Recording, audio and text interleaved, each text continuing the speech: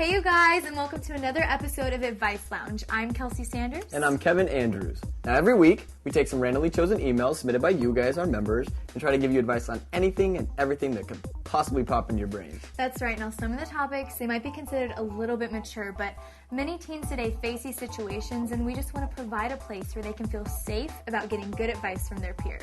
Alright, so our first question this week comes from Anonymous, and Anonymous writes, I really like this girl at my school, but every time I want to talk to her, she's around her group of friends, and I'm nervous to talk to her. I mean, if I could just get her one-on-one, I would have no problem.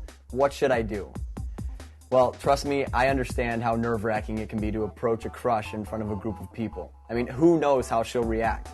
What I would do is find out what classes she has and try to catch up with her in the hallway. Or maybe send her a text message or an email asking her to hang out. Sometimes, really what you got to do is just take a leap of faith. Because remember that nothing ventured is nothing gained. Anonymous wrote in, how can I tell someone that I don't want to be friends?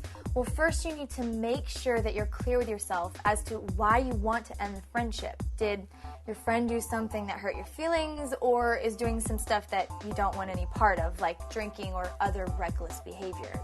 If your feelings are hurt about something, then give your friend the benefit of the doubt. Talk to them and let them know how you feel. I mean, just give them an opportunity to see things from your perspective and a chance to apologize. Now, if you want to end the friendship because of drugs or other dangerous behavior, then let your friend know that you don't agree with what they've been doing and, that you're worried about them. Now, if it's something that's really serious, you might need to confide in a trusted adult. Now, good friends are really hard to come by, so before you end a friendship, make sure that you won't regret the decision you're making. So Kiki has our next question, and she writes, my sister is always trying to steal my friends. Why can't she just make her own friends? Well, remember the old saying that mimicry is the ultimate form of flattery?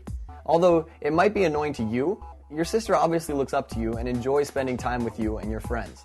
Now that doesn't make it okay all the time. Set some limits with her.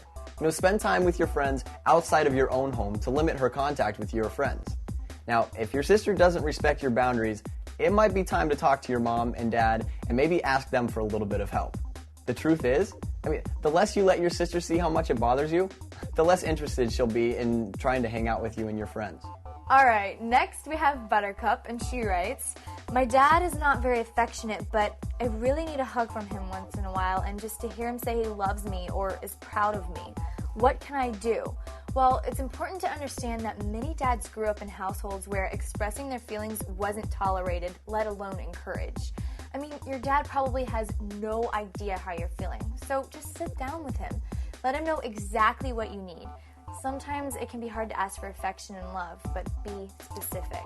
If you were a mind reader, you wouldn't need to ask.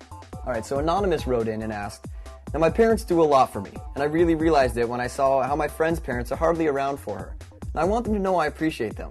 What's the best way to show them? Well, there are so many ways to show your parents how much you appreciate them, but in my opinion, I think the best way is just to treat them with respect and kindness. Be verbal about your feelings. Let them know how much you love them and how much you appreciate them. Maybe share your observations that you got at your friend's house with them. Maybe just spend some time with them. If you know how to cook, maybe just cook them a nice homemade dinner, even if it is something simple like macaroni and cheese. Do your own laundry. A good thing is recognize when they're stressed and see if there's any way that you can help them out. Basically, just telling them that you love them on a regular basis, even if it is a little bit hard, is a great way to just bring a smile to their face. Anonymous wrote in, my mother is dating this guy, and on the outside he seems really nice, but sometimes when I'm alone with him, he makes me feel uncomfortable by the way he looks at me. What should I do? Okay, well, the first thing you need to do is trust your instincts. If you feel uncomfortable by being alone with your mother's boyfriend, then limit the amount of time you spend alone with him. The best thing to do is speak to your mother about your concerns. However, sometimes our moms don't react the way that we'd like them to. So if you're afraid of hurting your mother's feelings or think that she won't believe you, talk to one of your mother's friends or an aunt or even a teacher. Most importantly, don't place yourself in a situation that's uncomfortable for you.